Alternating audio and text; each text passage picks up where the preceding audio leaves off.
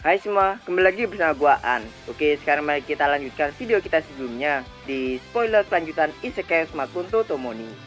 Video ini adalah kelanjutan dari video sebelumnya. Jadi bagi yang belum nonton bisa tonton terlebih dahulu.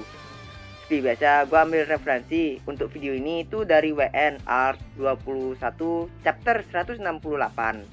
Dan kalau mau baca di LN-nya itu ada di volume ke-7. Oke, sekarang kita gak usah basa-basi lagi, kita langsung aja ke videonya. Let's go. Di suatu ruangan, sekarang sudah berkumpul 8 orang yang terdiri dari ke-6 cewek Toya, Toya sendiri, dan Putri Hilda. Tentunya mereka berkumpul sekarang untuk membahas soal kemarin tentang penerimaan Putri Hilda menjadi yang ke-7. Atau singkatnya, ini tuh adalah konferensi para tunangan Toya. Konferensi yang bertujuan untuk membahas, mempertimbangkan, dan menerima sisa dari calon tunangan Toya. Singkat cerita, semua cewek Toya pun setuju menerima Putri Hilda menjadi yang ke-7. Tapi Toya di sini sempat protes ke para cewek-ceweknya karena mereka ini nerima Putri Hilda itu nggak minta pendapat Toya. Jadi Toya di sini itu seperti cuman ikut hadir doang aja, cuman tampil muka doang di konferensi ini. Bukan berarti Toya itu nggak suka sama Putri Hilda, tapi Toya itu cuman merasa kalau dia terus diam, kedudukannya sebagai orang yang berkuasa nanti itu akan benar-benar dipegang oleh istrinya nanti. Tapi setelah Yumina memberikan beberapa pertanyaan gitu ke Toya, seperti apakah Toya nggak suka sama Putri Hilda, apakah Putri Hilda itu kurang menarik dan sebagainya. Dan setelah melihat Putri Hilda yang menunduk dengan wajah memerah, Toya pun jadi tidak bisa berkomentar apapun lagi. Tapi kemudian Toya nanya lagi ke mereka, apakah mereka benar-benar yakin menerima Putri Hilda? Ilse dan Lindsay pun membalas pertanyaan Toya. Mereka bilang kalau mereka berdua itu tidak keberatan menerima Putri Hilda. Mereka percaya kalau cinta Putri Hilda itu ke Toya sama seperti cewek Toya lainnya. Dan menurut Lindsay, Putri Hilda itu dapat menjadi rekan sekaligus keluarga yang pantas untuk mereka nanti. Kalau lu, dia itu malah berpikir kalau penerimaan Putri Hilda ini adalah kesempatannya bagus bagi Toya untuk menyatukan negara bagian barat dengan negara bagian timur. Dan dengan penerimaan Putri Hilda ini ke deretan cewek Toya, Toya itu juga bisa terhindar dari tuduhan-tuduhan yang berasal dari negara timur seperti Euron. Karena kerajaan Ksatria Resya ini pasti akan membantu Toya untuk itu. Ya singkatnya Toya itu jadi punya backingan gitulah. Toya mendengar pemikiran lu pun paham kalau penerimaan Putri Hilda ini memang sangat penting. Tapi tetap aja Toya itu masih nggak mau kalah. Toya mau menjelaskan kepada mereka semua betapa pentingnya pendapat Toya ini mengenai diskusi ini. Tapi sebelum Toya itu menyelesaikan perkataannya, dia tiba-tiba memotong perkataan Toya dengan mengatakan kalau Toya itu harus tegas dan lebih percaya diri sebab Toya itu orang yang populer. Dan Su pun juga ikut-ikut menambahkan kalau Toya itu memang sangat populer.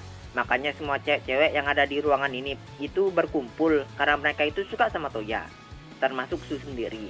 Sontak setelah mendengar pujian itu dari Yae dan Su, wajah Toya pun langsung memerah karena bangga dan malu. Kemudian Toya pun menatap ke arah Putri Hilda. Mata mereka saling bertemu satu dengan yang lain sambil keduanya itu saling gelisah. Dan pada akhirnya Toya pun menyerah. Toya benar-benar kalah telak melawan para cewek-ceweknya. Toya berpikir kalau dia itu sudah tidak akan bisa menang melawan cewek-ceweknya di masa depan. Tapi dengan begini, seluruh keluarga Toya telah menyetujui Putri Hilda untuk menjadi istri atau tunangan ke-7 Toya sekaligus kesatria pertama Toya. Dan karena Putri Hilda telah resmi menjadi cewek Toya ke-7 di kalangan deretan cewek Toya, Putri Hilda ini meminta Toya dan yang lain-lainnya itu untuk memanggilnya dengan sebutan Hilda saja. Sekarang yang tersisa adalah bagaimana cara mengurus kakek Putri Hilda, Galen. Saya bertanya pada Hilda apakah dia itu punya kesempatan untuk menang melawan kakeknya. Hilda pun menjawab kalau itu sangatlah sulit. Hilda memprediksi kalau kemungkinan dia itu menang melawan kakeknya itu cuma 10%. Dan itu pun kalau Hilda itu lagi hoki atau Galennya lagi sial. Jadi dengan kata lain, persentase kemenangan Hilda itu sangatlah kecil. Jai pun bertanya kepada Toya apakah Toya itu bisa membantu Hilda.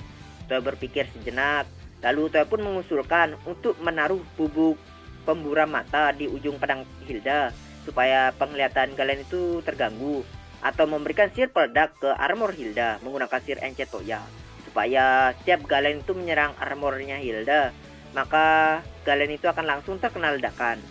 Tapi sayangnya Hilda menolak usulan Toya karena itu tidak mencerminkan kesatria sejati. Lalu tiba-tiba muncullah sebuah ide licik dari kepala Toya untuk mengalahkan Galen. Toya tersenyum jahat karena ide liciknya itu yang membuat Yae, Ilse, dan Lindsay yang melihat ekspresi Toya itu bisa tahu kalau Toya itu sedang memikirkan rencana licik. Singkat cerita, pertarungan Hilda dengan Galen pun telah dimulai. Pertarungan mereka dilakukan di tempat latihan bawah tanah dengan menggunakan pedang kayu dan ditonton oleh Toya serta para cewek-ceweknya saja. Serangan Galen mulai memojokkan Hilda. Hilda terpaksa masuk ke mode bertahannya. Hilda masih bisa menepis, menghindar, dan menahan serangan yang dilancarkan oleh Galen. Lalu Galen menambahkan kecepatan serangannya lagi, menjadi lebih cepat dan makin cepat lagi. Dia menyerang cucunya dengan berbagai serangan, hingga membuat pertahanan Hilda itu sekarang mulai hancur. Kalau Hilda terus terkena serangan Galen bertubi-tubi seperti ini, maka kemungkinan besar gerakan Hilda itu akan menjadi melambat. Tapi walaupun begitu, Hilda itu terus menahan seluruh serangan Galen. Sebab ini adalah rencana yang Toya berikan kepadanya. Toya menyuruh Hilda untuk terus bertahan sebisa mungkin. Dan juga menyuruhnya untuk tidak pernah melewatkan momen di saat Galen itu lengah. Dan pada saat Galen lengah, barulah Hilda diperbolehkan untuk menyerang Galen dengan satu serangan penghabis. Tentunya yang membuat Galen lengah nantinya itu adalah Toya. Tapi Toya tidak memberitahukan itu ke Hilda. Makanya hingga sekarang Hilda itu terus dalam mode bertahannya. Karena Hilda itu percaya kalau dia mengikuti rencananya Toya, maka dia akan menang melawan Galen. Hilda mendorong pedang kayunya ke samping dengan pelindungnya untuk membuat jarak. Stamina Hilda sudah banyak terkuras, sampai-sampai dia itu sekarang sudah terengah-engah. Tapi di lain sisi Galen itu masih memiliki banyak sekali stamina. Yae, Ilse, dan Lu sambil menonton, mereka bertiga itu juga sambil menganalisa pertarungan Hilda dan Galen ini. Bahkan semangat Lu itu sampai terpicu melihat pertarungan mereka berdua. Melihat Lu yang bersemangat seperti itu, saya itu jadi sulit mempercayai kalau Lu itu adalah gadis yang dia selamatkan waktu itu.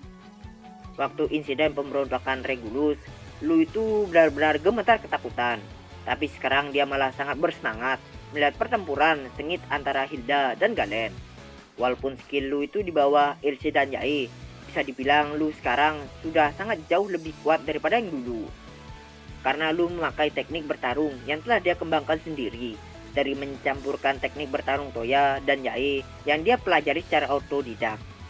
Jadi mungkin aja Lu itu bersemangat karena dia itu terkesan dengan gaya bertarung Hilda dan Galen dan ingin mempelajarinya. Lalu karena sudah waktunya, Toya pun mulai melakukan tahap selanjutnya dalam rencananya, yaitu membuat Galen lengah. Toya mulai mengkonsentrasikan sihirnya, dan pas di saat Galen itu sedang berlari menuju ke arah Hilda untuk memberikan serangan terakhir ke Hilda, Toya langsung memproyeksikan sebuah video Onesan yang sedang berpose-pose memakai bikini sekitar 2 meter tepat di belakang Hilda menggunakan sihir miripnya yang Toya dapatkan dari internet. Akibat itu pergerakan Galen pun tiba-tiba terhenti dan matanya itu langsung melebar menatap video mbak-mbak lagi joget di belakang Hilda. Walaupun Hilda itu nggak tahu kenapa kakeknya itu tiba-tiba terhenti, tapi karena ini adalah momen yang sudah dia tunggu-tunggu, Hilda pun langsung saja mengayunkan pedangnya sekuat tenaga ke tubuh Galen hingga membuat Galen itu terkapar di tanah dan membuat Galen itu kalah. Yumina yang berada di sebelah Toya pun langsung bertanya kepada Toya siapa wanita yang ada di video itu. Tapi Toya hanya diam saja, tidak membalas pertanyaan Yumina itu. Karena ya walaupun Toya mau membalas, Toya itu juga nggak tahu siapa Onisan yang ada di video. Di lain sisi karena Hilda tidak tahu atau tidak melihat video yang Toya tunjukkan tadi, Hilda itu dengan gembiranya di lapangan latihan, dia itu meneriakkan kemenangannya ke Toya dan yang lain-lainnya tanpa ada kecurigaan apapun ke Toya. Dia nggak peduli kenapa kakeknya itu bisa tiba-tiba berhenti dan memberikan sebuah celah. Yang jelas dalam pikirannya sekarang, yang penting itu adalah fakta kalau dia itu telah menang melawan kakeknya dan dapat bertunangan dengan Toya sekarang. Melihat kesenangan Hilda, Toya dan cek-ceknya pun langsung membalas dengan melambaikan tangan mereka ke Hilda. Tapi khusus untuk para cek-cek Toya, selain Su, mereka juga sambil berbisik-bisik gitu dan menatapi Toya dengan sangat sinis. Tentu setelah melihat tatapan mereka itu, Toya tidak bisa berdiam diri saja di bangku penonton. Demi menghindari para cek-ceknya, Toya pun melakukan strategi 36. Strategi yang berasal dari Tiongkok, yang kalau dijelaskan secara singkat, orang-orang Tiongkok itu percaya bahwa semua strategi perang, modern maupun klasik, yang pernah terjadi atau akan dilakukan, semuanya itu hanya terdiri dari 36 strategi. Dan menurut gua, strategi yang Toya pakai ini adalah strategi ke-21. Dan kalau mau lihat sisanya ya lihat di Wikipedia. Oke, lanjut. Toya dengan cepat pergi ke tempat Hilda untuk memberikannya ucapan selamat tanpa menoleh sedikit pun ke ceweknya yang lain. Galen pun juga mengakui kekalahannya. Jadi dengan begini, Hilda pun berhasil mengalahkan kakeknya. Toya langsung menyembuhkan Galen menggunakan sihir penyembuh, dan setelah sembuh, Galen pun langsung membungkukkan badannya, menitipkan cucunya itu ke Toya. Habis itu Galen bertanya ke Toya siapa gadis di video tadi. Galen memohon ke Toya untuk membiarkannya melihat Onisan tadi sekali lagi agar dia itu bisa mengingatnya di dalam pikirannya. Hilda yang gak sengaja mendengar permohonan kakeknya pun jadi bingung siapa yang dimaksud. Karena Toya gak mau Hilda juga tahu, Toya pun mengusulkan untuk membahas masalah ini di tempat lain. Galen setuju dan dia pun langsung menggeret Toya ke suatu tempat setelah Galen itu berpamitan ke Hilda. Setelah itu Toya pun paksa Galen untuk menggambarkan berbagai foto idol dewasa dengan sihir drawingnya.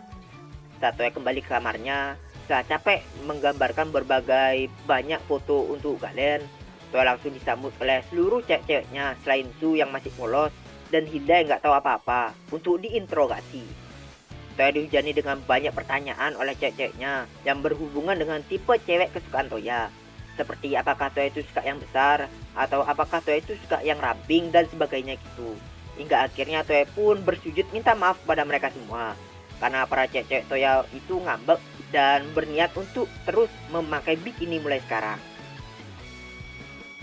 Oke, sekian dulu untuk video kali ini. Jika gua ada salah kata atau informasi bisa dibenarkan aja di kolom komentar. Jika kalian suka video ini, jangan lupa like. Dan kalau kalian belum sub, kalian bisa sub dulu sekalian pencet loncengnya agar nggak ketinggalan video-video yang akan gue upload ke depannya. Oke? Kalau gitu gua pamit undur diri. See you next video and Huh? Huh? Ah! Huh? Huh? Bye bye, bye bye, bye bye, bye bye, bye bye, bye bye, bye bye, bye bye.